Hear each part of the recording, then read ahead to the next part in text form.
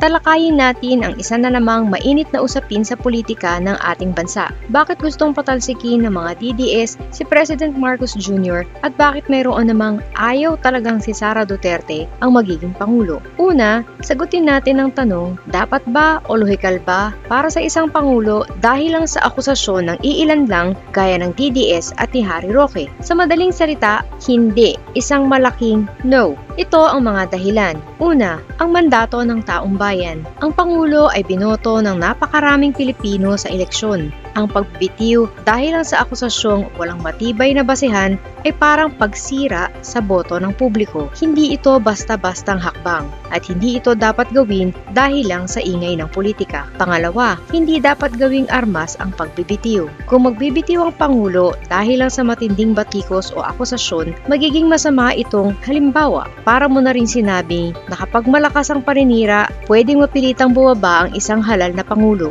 Ginagamit lang itong taktika ng ilang politiko para paalisin ang kalaban. Pangatlo, pagtutok sa trabaho. Ang trabaho ng Pangulo ay pamunuan ang bansa, hindi makipag-away sa mga akusasyon ng politiko. Ang pagtangging magbitiw ay paraan ng Pangulo para ipakita na mas mahalaga ang pagtatrabaho kaysa sa mga ingay ng politika na gusto lang maging distraction. Kaya mula sa pananaw ng konstitusyon at ng politika, hindi lohikal na magbitiw ang Pangulo dahil lamang sa mga ganitong klase ng akusasyon. Ngayon, dumako naman tayo sa ikalawang bahagi. Bakit mayroong mga Pilipino na ayaw kung si Vice President Sara Duterte ang biglang maging Pangulo? Kahit popular si VP Sara sa Davao, may malaking grupo rin ng tao kabilang ang mga politikal na kritiko at mga ordinaryong mamamayan na may agam-agam. Una, ang pagkakaugnay sa nakaraang administrasyon. Maraming kritiko ang iniuugnay si VP Sara sa kontrobersyal na war on drugs ng kanyang ama. Ang takot nila,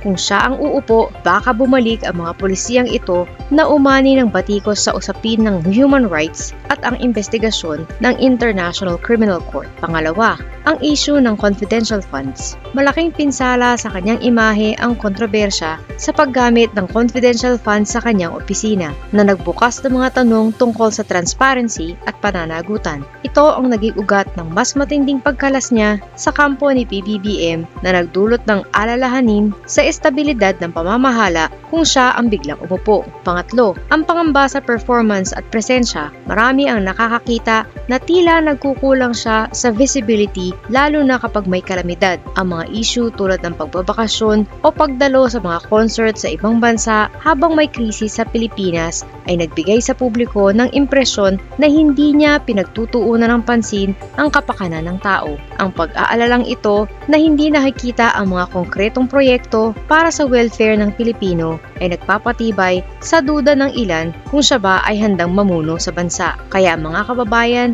ang sitwasyon sa politika natin ngayon ay komplikado. Mahalagang malaman natin ang bawat panig para mas maintindihan ang mga nangyayari.